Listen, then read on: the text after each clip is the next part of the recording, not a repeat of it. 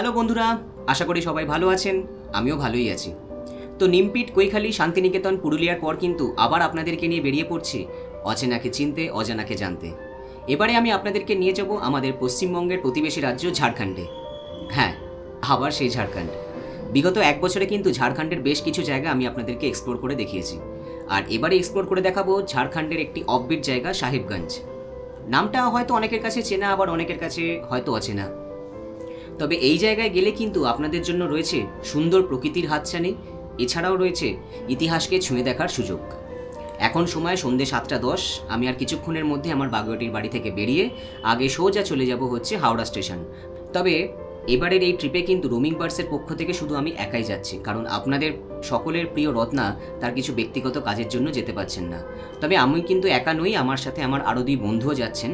তাদের সাথে আপনাদের দেখা হবে হাওড়া স্টেশনে গিয়ে। বন্ধুরা, ঘড়িতে সময় এখন রাত 9টা, পৌঁছে গেছি হাওড়া স্টেশন। আর যেরকম আপনাদেরকে আগেই জানিয়েছিলাম যে এই ট্রিপে কিন্তু আমার সঙ্গে আমার আরও দুই বন্ধু যাচ্ছে। এই যে আমার ছোটোবেলার দুই বন্ধু শুভজিৎ এবং অনুপম। এদেরকে কিন্তু আপনারা আমাদের আগের পুরুলিয়া সিরিজে দেখেছেন। অনেক দিন ধরে আমরা ভাবছিলাম যে একটা শর্ট ট্রিপ কোথাও অ্যারেঞ্জ করব, কিন্তু সবার একসাথে সময় হয়ে উঠছিল না। কিন্তু যখন টাইম ম্যাচ করে গেছে, আমরা কিন্তু হঠাৎ করে এই প্ল্যানিংটা করে নিয়েছি। তো আমাদের আজকে ট্রেন রয়েছে রাত্রি 9:30টায়।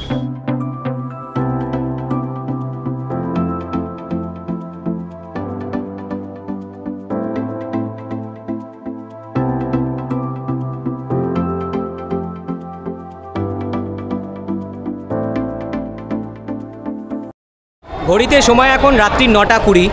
দাঁড়িয়ে রয়েছি হাওড়া স্টেশনের 8 নম্বর প্ল্যাটফর্মে। আর এই যে পেছনে দাঁড়িয়ে রয়েছে আমাদের আজকের train 13071 up Howrah Jamalpur express, যেটি সপ্তাহে প্রতিদিন হাওড়া থেকে রাত্রি 9:30টায় ছেড়ে 340 কিলোমিটার পথ অতিক্রম করে 6 ঘন্টা পর ভোর 3:30 নাগাদ পৌঁছয় সাহেবগঞ্জ জাংশন। আর এই হলো আমাদের কোচ S2, অর্থাৎ স্লিপার ক্লাস। তো হাওড়া থেকে সাহেবগঞ্জ পর্যন্ত এই ট্রেনের স্লিপারের ভাড়া হচ্ছে 225 টাকা, থার্ড ইকোনমির ভাড়া 550 টাকা, থার্ড এসির ভাড়া 600 টাকা, আর সেকেন্ড এসির ভাড়া 845 টাকা। তো চলুন এবার ট্রেনে ওঠা যাক।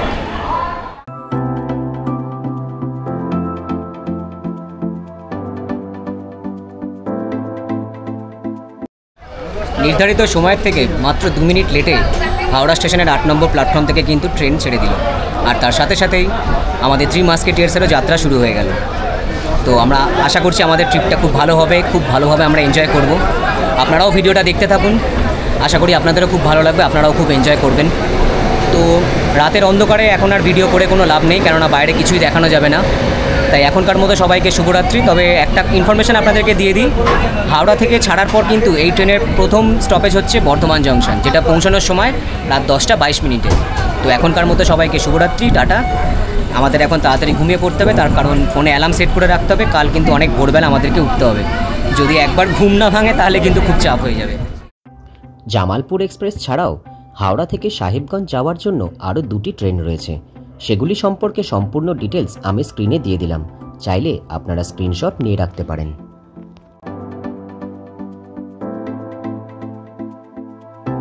ভালো লাগছে ঘুরতে এসে, অসাধারণ ঘুরতে যাচ্ছি আমরা, অসাধারণ এনজয় করবো তো আমরা, ভীষণ এনজয়। বন্ধুরা, ঘড়িতে সময় এখন ভোর 3:35। ঝাড়খণ্ডের সাহেবগঞ্জ থেকে আপনাদের সবাইকে জানাই সুপ্রভাত। ট্রেন কিন্তু একদম তার নির্ধারিত সময় 3:30 কিন্তু আমাদেরকে সাহেবগঞ্জ জাংশনে নামিয়ে দিয়েছে। এই যে এখন দাঁড়িয়ে রয়েছে পেছনের ট্রেন, সিগন্যাল দিয়ে দিয়েছে। এবার কিন্তু ট্রেন আমাদেরকে এখানে রেখে জামালপুরের উদ্দেশ্যে রওনা হয়ে যাবে। তো এখন তো ভোর রাত্রি, তাই গরমটা সেরকম লাগছে না। জানি না যত দিনের সময় বাড়বে তখন আরও গরম লাগবে কি না, বুঝতে পারছি না। তো আমরা এখন দাঁড়িয়ে রয়েছি 2 নম্বর প্ল্যাটফর্মে। এখান থেকে ওই যে পেছনে দেখছেন ওভারব্রিজ, ওই ওভারব্রিজ দিয়ে পার হয়ে আমরা যাব হচ্ছে আগে 1 নম্বর প্ল্যাটফর্মে। ওখানে আমরা ওয়েটিং রুমে কিছুক্ষণ ওয়েট করব।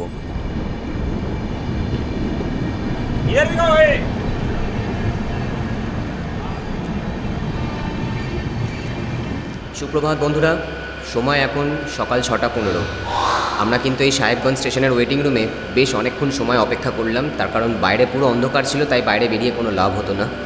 তো ওয়েটিং রুমটা বেশ ভালোই, বেশ বড়, পরিষ্কার পরিচ্ছন্ন। একটু দেখিয়ে দিই আপনাদেরকে। দেখতেই পাচ্ছেন একদমই ফাঁকা, লোকজন নেই বলতে গেলে। তো আমরা এখন আমাকে দেখেই বুঝতে পারছেন আমি কিন্তু রেডি হয়ে গেছি, পুরো ড্রেস চেঞ্জ হয়ে গেছে। তো আমরা এখন স্টেশনের বাইরে বেরিয়ে আগে একটু চা খেয়ে নেবো, তারপরে বাইরে প্রচুর টোটো অটো রয়েছে। তো আমরা যে কোনো একটা অটোওয়ালার সাথে কথা বলে দরদাম করে আজকে সারা দিনের জন্য আমরা সাহেবগঞ্জকে এক্সপ্লোর করব।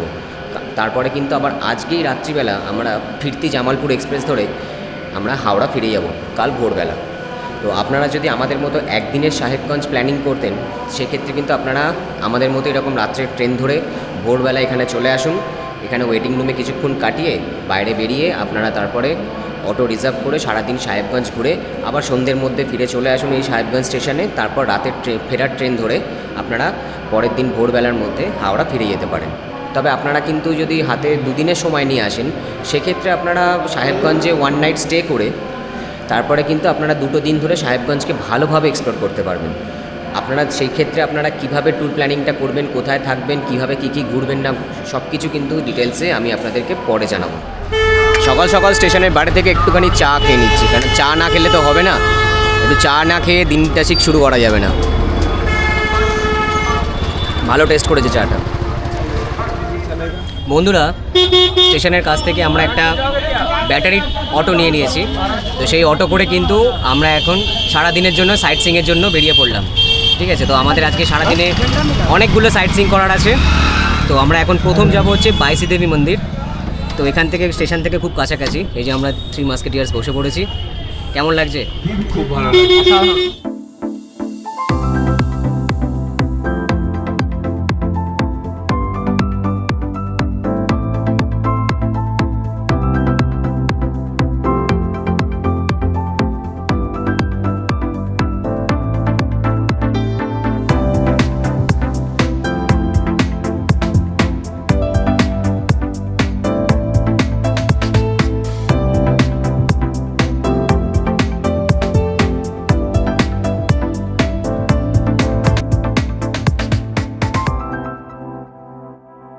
বন্ধুরা, বাইসি দেবী মন্দির আমরা প্রথমে দেখলাম না, আমরা আগে চলে এলাম মতি ঝর্ণাতে। কারণ আমাদের অটোলা দাদা বললেন যে এখন সকাল সকাল আছে, মতি ঝর্ণাটা দেখে নিন। তার কারণ হচ্ছে যত বেলা বাড়বে তত রোদের তেজ বাড়বে, তখন এই জায়গাটা প্রচণ্ড গরম হয়ে যাবে। তাই আমাদের অটোলা দাদা বললেন যে আগে মতি ঝর্ণাটা দেখে নিন। আর এই পুরো জায়গাটা হচ্ছে পার্কিং এরিয়া। আর সামনের দৃশ্যটা দেখুন, এই পুরোটাই কিন্তু মতি ঝর্ণা পাহাড়, একদম চারিদিক শান্ত নিস্তব্ধ। আর তার মাঝে আমরা সকালবেলা একদম চলে এসেছি মতি ঝর্ণা দেখতে। খুব সুন্দর লাগছে কিন্তু দেখতে। আপনাদের কেমন লাগছে অবশ্যই কমেন্ট করে জানাতে ভুলবেন না কিন্তু। তো আমরা এই সামনের দিকে এখন এগিয়ে যাব, তবে তার আগে এখানে টিকিট কাটতে হবে। শুনলাম এখানে প্রবেশ মূল্য হচ্ছে মাথাপিছু 5 টাকা করে। সকাল 6টা থেকে বিকেল 5টা পর্যন্ত এই মতি ঝর্ণা খোলা থাকে। তো সামনে ওইখানে হচ্ছে টিকিট কাউন্টার। তো ওইখান থেকে মাথাপিছু 5 টাকা করে টিকিট কেটে তবে কিন্তু ভেতরে প্রবেশ করতে হবে।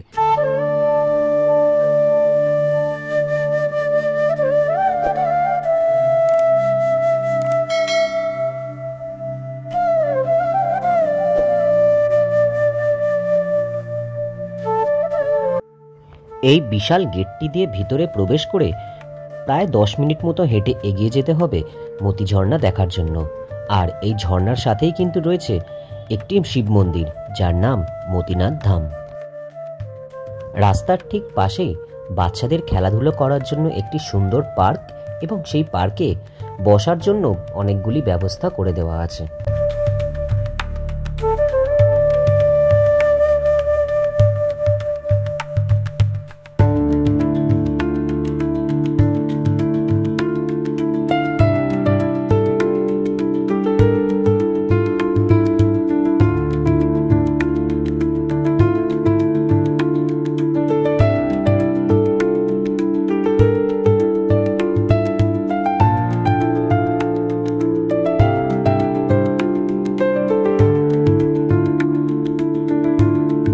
তো বন্ধুরা, ফাইনালি পৌঁছে গেছি আমরা হচ্ছে মতি ঝর্ণা দেখতে।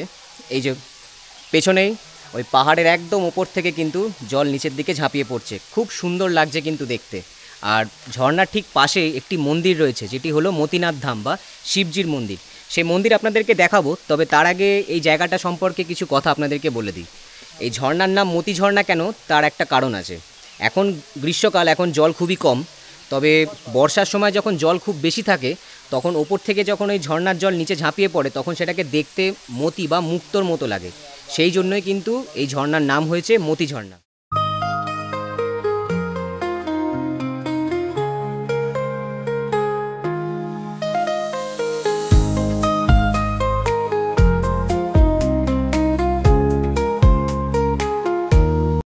ভূবিজ্ঞানীদের মতে আজ থেকে প্রায় 16 কোটি বছর আগে এই পুরো জায়গাটি কিন্তু ছিল সমুদ্রগর্ভের নিচে, আর ঝর্ণার জল ওপরে যেখান থেকে নির্গত হচ্ছে সেখানে বহু বছর আগে ছিল একটি আগ্নেয়গিরি। তো সেই আগ্নেয়গিরিতে 15-16 বার বিস্ফোরণের পরে তো মোটামুটি অনেক লাভা বেরিয়ে আসে। তো সেই লাভা বেরিয়ে আসার পরে কিন্তু জমে জমে ধীরে ধীরে এই জায়গাটি তৈরি হয়েছে। তো মতি ঝর্ণা আপনাদের কেমন লাগছে অবশ্যই কমেন্ট করে জানাবেন। ঝর্ণার ঠিক পাশেই এই হলো মন্দিরে ঢোকার গেট। এইখানে দুধারে আপনাদেরকে জুতো খুলে তবে কিন্তু ভিতরে প্রবেশ করতে হবে। একটু মাথা বাঁচিয়ে আপনাদেরকে ঢুকতে হবে, তার কারণ এটা কিন্তু একদম গুহার মধ্যে এই মন্দিরটা। তো মাথা তুললে কিন্তু মাথায় লেগে যাওয়ার সম্ভাবনা আছে। দেখুন কি সুন্দর গুহার ভেতরে একদম শান্ত পরিবেশ, তার মাঝে কিন্তু এই মতিনাথজি মন্দির। মতিনাথজির নাম কেন? এই মতির যেমন যে জল পড়ে না, হ্যাঁ, তাই লাগে এর নাম মতিনাথ ধাম। আচ্ছা, এটা তো শিবজির মন্দির তো? হ্যাঁ, শিবজি। প্রাচীনকাল 6000 বরস হয়ে গেছে। 6000 বরস? হ্যাঁ, পাণ্ডবের কালের সময় আছে, 5 ভাই পাণ্ডবের সময় বানিয়েছে।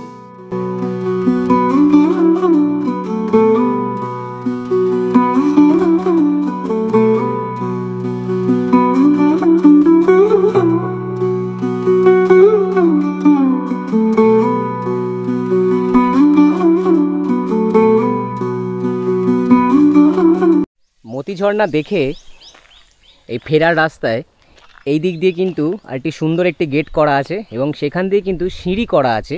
ওই সিঁড়ি দিয়ে পাহাড়ের একদম ওপরে উঠে একেবারে ওই জায়গায় যেখান থেকে ঝর্ণার জল নির্গত হচ্ছে সেখানে কিন্তু যাওয়া যায়। তো আমরা এখন দেখছি, আমরা এখনও ডিসাইড করিনি যাব কি না। যদি যাই তাহলে আপনাদেরকে ওপরটা একবার ঘুরিয়ে দেখাবো।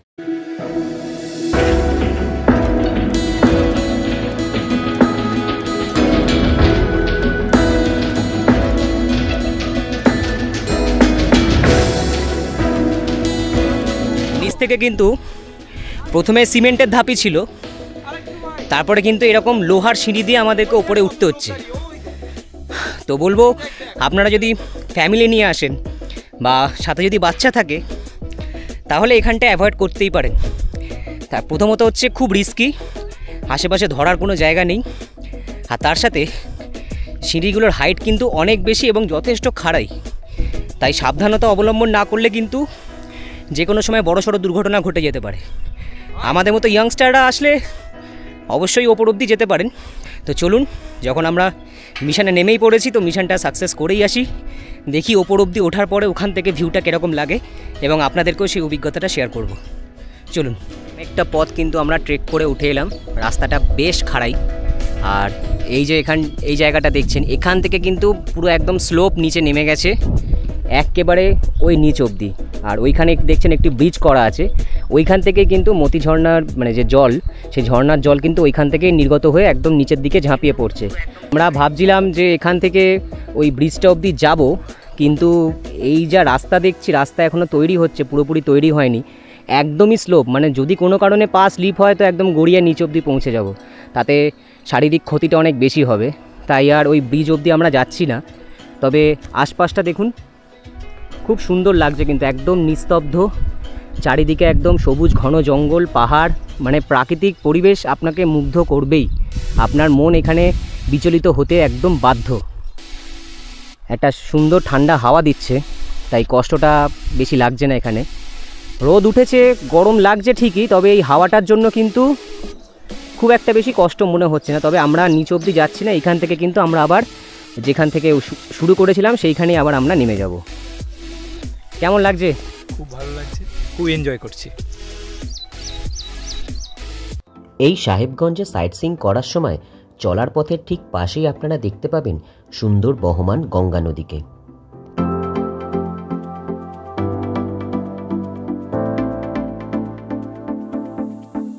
বন্ধুরা, মতিঝর্ণা দেখে আমরা এখন চলে এলাম প্রায় 25 কিলোমিটার দূরে রাজমহলে।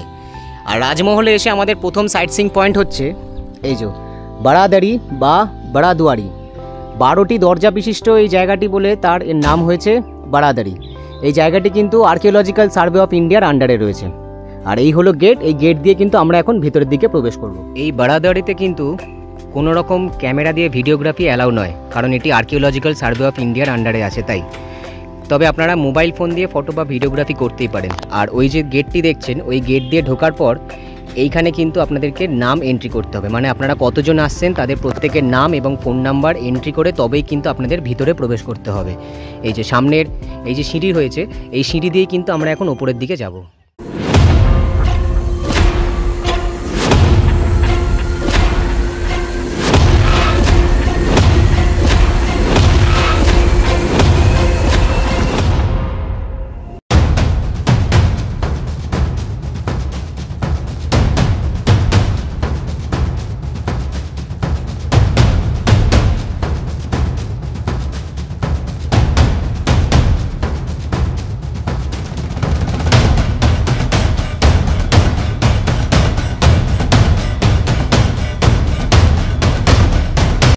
রাজমহল জায়গাটার নাম শুনে নিশ্চয়ই বুঝতে পারছেন কেন এরকম নাম। তাও বলে দিই, রাজাদের মহল থেকেই কিন্তু এই জায়গার নাম হয়েছে রাজমহল। বহু ইতিহাস, বহু রক্তক্ষয়ী যুদ্ধের কিন্তু সাক্ষী রয়েছে এই রাজমহল।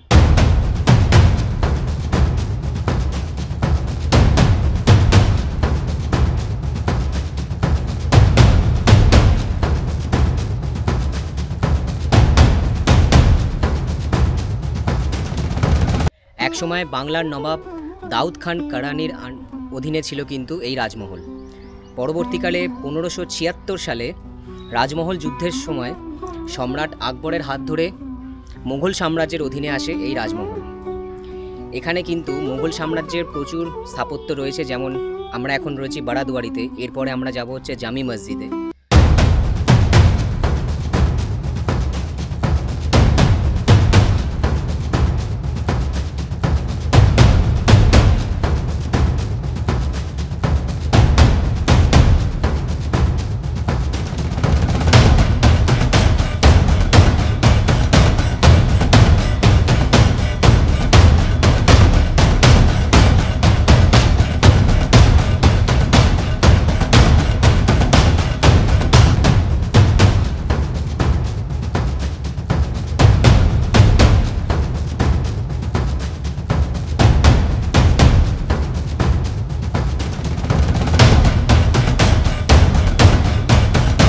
সম্রাট আকবরের সময় বাংলার সুবেদার হিসেবে বাংলায় এসেছিলেন মানসিংহ। তো 1595 সালে মানসিংহের সময় এবং পরবর্তীকালে 1639 সালে শাহ সুজার শাসনের সময় কিন্তু মোট দুবার বাংলার রাজধানী হয়েছিল এই রাজমহল। আর তখন থেকে কিন্তু এই রাজমহলে বিভিন্ন ধরনের এরকম সুন্দর সুন্দর স্থাপত্য গড়ে উঠেছে। আমরা এখন বারাদুয়ারি আপনাদেরকে ঘুরিয়ে দেখাচ্ছি। কেমন লাগলো অবশ্যই কমেন্ট করে জানাবেন। যদি ভালো লাগে অবশ্যই ভিডিওটা লাইক আর শেয়ার করে দেবেন। এরপরে কিন্তু নিয়ে যাব আরও একটি স্থাপত্য, জামি মসজিদ। বারাদারির ঠিক উল্টো দিকেই রয়েছে জামি মসজিদ। এটিও কিন্তু রাজমহলের একটি অন্যতম বিশেষ নিদর্শন। এখানে ঢুকতে গেলেও কিন্তু কোনো রকম প্রবেশ মূল্য লাগে না, তবে আপনাদের নাম কিন্তু এখানে নথিভুক্ত করতে হয়। বারাদারি এবং জামি মসজিদ এই দুটি জায়গায় কিন্তু সকাল 9টা থেকে বিকেল 5:30 পর্যন্ত খোলা থাকে। এই জামি মসজিদের মোট আয়তন 76.20 বর্গ কিলোমিটার।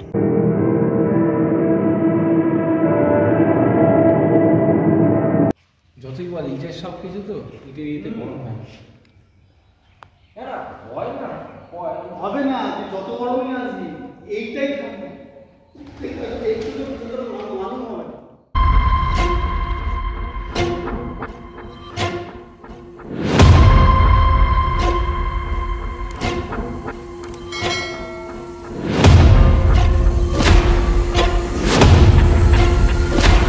কেমন লাগছে? খুব সুন্দর, খুব ভালো জায়গা। এর এখানে একটা ঠান্ডার একটা ব্যাপার রয়েছে, এই জায়গাটা না আসলে আপনারা বুঝবেন না। একটা খুব এত বাইরে গরম, এখানে অদ্ভুতভাবে একটা ঠান্ডা কাজ করছে এই ঘরের ভেতরে, মানে এই জায়গাটার ভিতরে। সরি, বন্ধুর কথা শুনলেন, একদম সেম প্রসেস। সত্যি খুব সুন্দর জায়গা, সুন্দর একদম ঠান্ডা অনুভূতি ফিল করছি আমরা তিনজনে। তো বন্ধুরা, রাজমহলের বারাদুয়ারি জামি মসজিদ দেখে আমরা ভেবেছিলাম সিংহি দালানের দিকে যাব, কিন্তু সেখানে এখন হাইওয়ে রাস্তা তৈরি হচ্ছে, তার জন্য রাস্তা বন্ধ আছে, তাই সেখানে আমরা যেতে পারলাম না। আমরা ওখান থেকে মাত্র 2-3 কিলোমিটার দূরে চলে এলাম মহাপ্রভু শ্রী চৈতন্যদেবের স্মৃতি বিজড়িত কানহাইয়া স্থান মন্দির দেখতে।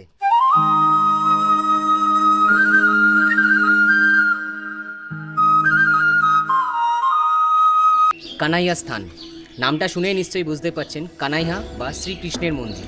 কথিত আছে যে মহাপ্রভু চৈতন্যদেব যখন বাংলা থেকে বৃন্দাবনে যাচ্ছিলেন, তখন এই স্থানেই নাকি ভগবান শ্রীকৃষ্ণের সঙ্গে তার দেখা হয়েছিল, এবং এই মন্দিরের ভেতরে কিন্তু মহাপ্রভু শ্রী চৈতন্যদেবের পদচিহ্ন সংরক্ষিত করে রাখা আছে। চলুন এবার মন্দিরটা আপনাদেরকে ঘুরিয়ে দেখাই।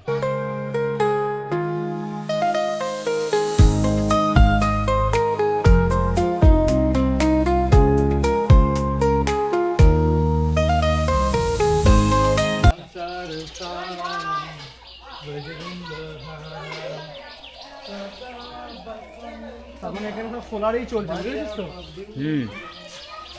আচ্ছা, জুতা চপ্পল ইয়ার আছে, ভেরি গুড আছে। ভোগ কোথায় আছে দেখি।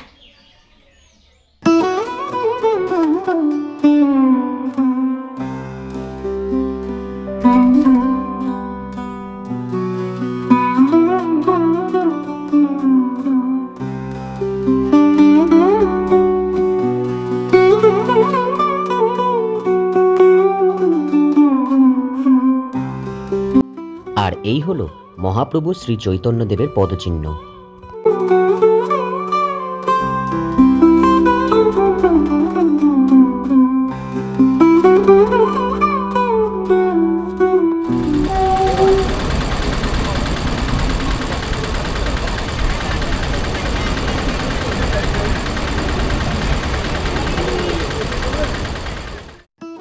চলার পথে এই বিশাল হনুমানজির মন্দির দেখে সত্যিই একবার দাঁড়াতেই হলো।